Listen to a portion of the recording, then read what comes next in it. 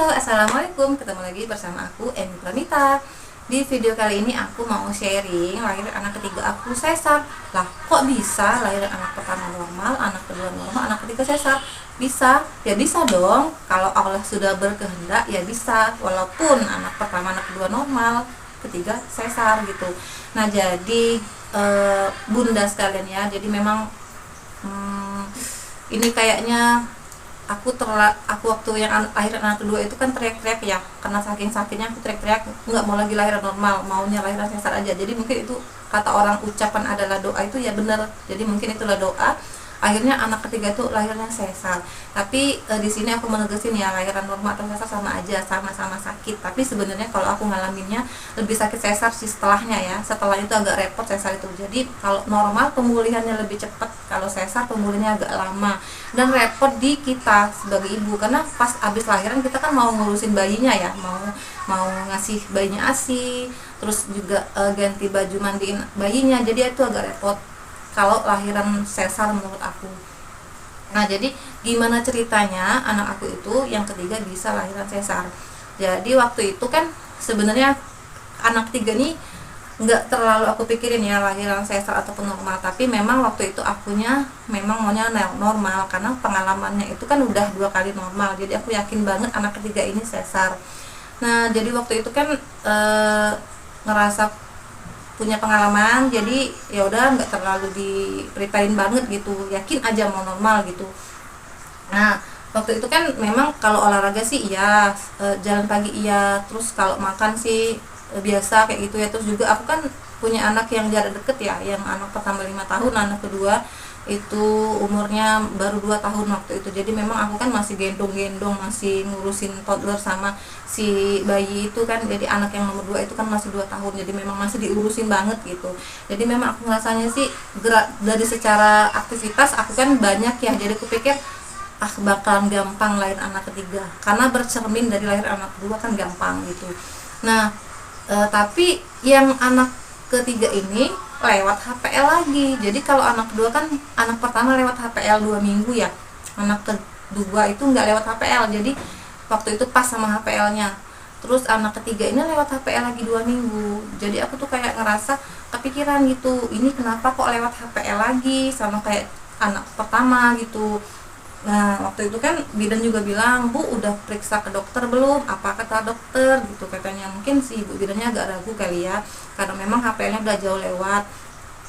Udah bilangin gitu, tapi kata dokter nggak apa-apa, masih ada waktu lagi. Nah, waktu itu kan aku mau lahiran di klinik itu ya, di bidan itu, karena ngerasa ya udahlah, udah lahiran ketiga juga udah pengalaman gitu kan. Udah, akhirnya terus ibu bidan tuh bilang, karena aku tuh udah lewat HPL hampir 10 hari gitu ya, mau 2 minggu, pokoknya lewat HPL udah H+10 gitu. Jadi kata Bu bidan tuh bilang gini, "Bu, nanti dikasih obat ya buat pelunak rahim biar babynya itu turun gitu." Nah, turun jadi bisa biasa cepet ada bukaan, nambah bukaan gitu, sambil ibunya olahraga terus. Jadi waktu itu selama 2 minggu itu aku olahraga terus, pokoknya habis subuh olahraga, senam segala macem. Terus pagi-pagi jam 8 sampai jam 10 juga gitu, keluar rumah jalan kaki keliling komplek. Terus sore juga gitu, malam juga gitu, sampai jam 11 malam.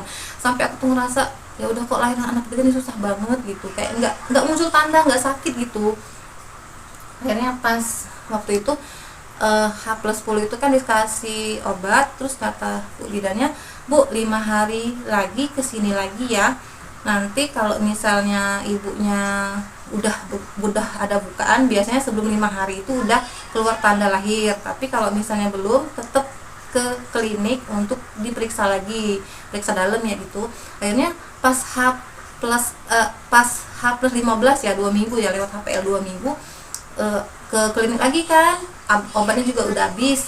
Terus diperiksa Bu bidan, ternyata udah bukaan 2 waktu itu. Aku juga heran, kok udah bukaan 2 tapi nggak terlalu sakit, apa karena terlalu banyak aktivitas ya, jadi nggak terlalu sakit. Udah, akhirnya kata Bu bidan, "Bu, tinggal aja di sini biar suaminya pulang, nanti ibu takutnya lahirnya cepet." Karena ibu bidan kan yang nanganin aku lahir anak kedua cepet kan, takutnya nanti aku brojol di jalan katanya. Terus aku bilang kayak gini, Bu, nanti aku mau pulang dulu, mau siapin baju anak-anak di rumah, mau siapin makan dulu, mau titipin sama neneknya. Akhirnya diizinin pulang, tapi dengan perjanjian nggak sampai 15, nggak sampai setengah jam, pokoknya cuman setengah jam harus pulang lagi ke klinik gitu. Ya udah, akhirnya aku pulang, nyiapin anak-anak, titipin ke neneknya, terus pulang lagi ke klinik. Nah pas pulang lagi ke klinik itu dicek lagi, ternyata udah bukaan 3. Seneng banget kan, aku pikir ya udah bentar lagi lahir anak nih. Nah memang sakitnya itu udah nambah sakit, udah 15 menit sekali, udah 10 menit sekali, tapi udah bukaan 3 herannya gitu ya. Tapi waktu itu memang aku dikasih obat dari bawah biar nambah bukaan, karena memang udah PL kan. Nah akhirnya kok nggak sakitnya itu kayak stuck gitu aja, nggak nambah-nambah. Waktu itu kan aku ke klinik kan abis maghrib ya. Nah terus jam 9 malam itu dicek, nggak ada bukaan, nggak nambah bukaan, tetap bukaan 3.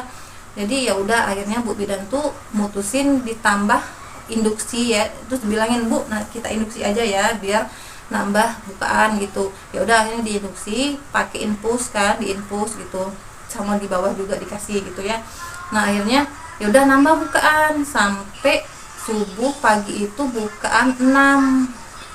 Nah ini udah sehari semalam ya, kok lambat banget. Ibu bidan tuh bilang kayak gini, Bu nggak ngerasa sakit banget gitu, sakit tapi masih bisa ditahan gitu kan. Nah Bu bidan tuh aneh, kok ibu dikasih induksi malah nggak terlalu sakit gitu katanya. Apa ibu ini minum obat atau gimana? Bilang enggak kan minum obat, tapi katanya aneh. Tapi aku cerita kalau anak pertama aku tuh pas diinduksi juga nggak terlalu sakit aku tuh. Jadi memang nggak tahu sih, kata orang induksi sakit, tapi di badan aku malah induksi itu nggak terlalu sakit gitu, sakit tapi masih bisa ditahan ya. Nah jadi waktu itu ya udah kata Bu bidan, kita tambah lagi Bu ya induksinya, obatnya. Ya udah tambah lagi. Nah sampailah dari pagi itu sampai ke sore jam 6, ke malam jam 4 jam 6 gitu ya, nggak nambah-nambah bukaan, tetap bukaan 6. Akhirnya sampai malam itu tetap bukaan 6, sampai jam 2 malam lagi itu masih tetap bukaan 6, nggak tambah-tambah. Sakitnya itu cuman kayak gitu aja, kayak masih bisa ditahan gitu, masih bisa ngobrol walaupun tiba-tiba sakit, tapi masih bisa ditahan gitu ya, masih bisa ngobrol. Kan beda kalau kita mau lahiran beneran, itu kan kayaknya sakit tuh nggak bisa ngobrol sama sekali gitu. Jadi aku pikir apa mungkin mau lahiran nggak terlalu sakit kali ya, kayak itu kayak masih kayak menguatkan diri gitu ya. Nah akhirnya tuh Bu bidannya bilang kayak gini jam 2 malam itu, Bu kami nggak mau ngasih obat lagi, kita tunggu aja ya, karena udah banyak obat yang masuk, takut adiknya stres katanya. Jadi kita tunggu aja, siapa tahu besok pagi adiknya lahir secara normal, secara alami katanya gitu, takutnya nanti ada apa-apa. Ya udah akhirnya tunggu sampai pagi. Ini udah statusnya tuh udah 2 hari 2 malam ya. Jadi memang terlalu ngambil resiko sih sebenarnya. Kalau memang kita nggak berani ngambil resiko, ya udah langsung ke rumah sakit aja sebenarnya. Tapi aku tuh masih kekeh gitu, masih ngerasa ya udah pasti normal, ini pasti lahir gitu ya. Tapi udah kepikiran dalam hati, kok lama banget gitu. Suami udah agak stres sih. Terus orang tua juga udah nelpon, orang tua juga nelpon, katanya ya udah sesar aja, nggak usah maksa normal. Akhirnya ya udah kepikiran, karena udah terlalu lama ya, udah 2 hari 2 malam. Akhirnya pagi-pagi bilang sama Bu bidannya, Bu bidan kan nggak mau kasih obat lagi kan, katanya tunggu normal aja. Terus dicek detak jantung si bayinya juga masih bagus, kata Bu bidannya, memang belum waktunya aja. Tapi terserah ibu, kalau ibunya mau normal ataupun mau sesar. Kalau sesar dirujuk. Akhirnya kita bilang ke Bu bidannya, Bu ya udah kita mau dirujuk aja, mau sesar aja, karena takutnya nanti ada apa-apa sama si adik bayinya. Akhirnya kita dirujuk jam 9 pagi. Agak panik kan waktu itu, jadinya kan nggak pernah sesar ya, dan juga memang aku tuh nggak pernah cari tahu tentang sesar karena aku takut duluan ngelihat darah dan juga ngelihat bedel-bedel gitu, takut pokoknya, nggak mau sesar, takut pokoknya gitu. Akhirnya ya udah dirujuk ke rumah sakit pakai ambulan kan. Jadi sebenarnya aku tuh nggak terlalu sakit ya, tapi karena pakai ambulan bunyi iyu-iyu gitu, jadi kayak panik gitu loh. Kayak sampai aku tuh bilang sama Pak Sopir, Pak bisa nggak bunyinya dimatiin aja, kayak bener-bener kritis banget gitu loh, dengan yang kayak pilu, denger bunyi iyu-iyunya gitu. Tapi kata Pak Sopir nggak bisa Bu, ini udah SOP katanya gitu. Akhirnya ya udah kita di perjalanan ke rumah sakit kayak kurang lebih 20 menit dengan bunyi iyu-iyu gitu loh. Jadi ya udah kayak aku tuh kayak panik gara-gara bunyi-bunyi iyu itu. Nah pas sampai ke IGD rumah sakit, nggak tahu kenapa aku tuh kayak panik, ketakutan gitu ya. Nah mungkin ngaruh ke adik bayinya. Jadi pas dicek ternyata detak jantung bayinya itu melemah gitu, nggak terlalu lemah sih tapi agak lemah dari pas di bidan gitu, mungkin karena kepanik kali ya. Akhirnya ya udah, untungnya dokternya itu ada gitu waktu itu, tapi kita nggak bisa milih dokter ya karena kita cito gitu, statusnya itu kayak dadakan emergensi gitu. Akhirnya bu ya udah kita sesarnya jam 12 siang ini ya karena takutnya nanti ada apa-apa sama adik bayinya.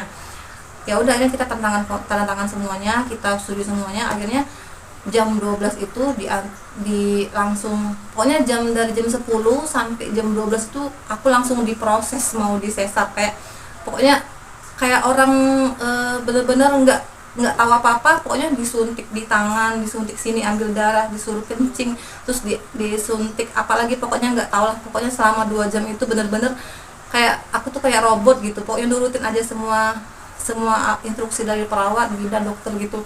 Nah, apa sih di dalam hati tuh kayak takut, aku tuh sebenarnya takut sama sesar gitu.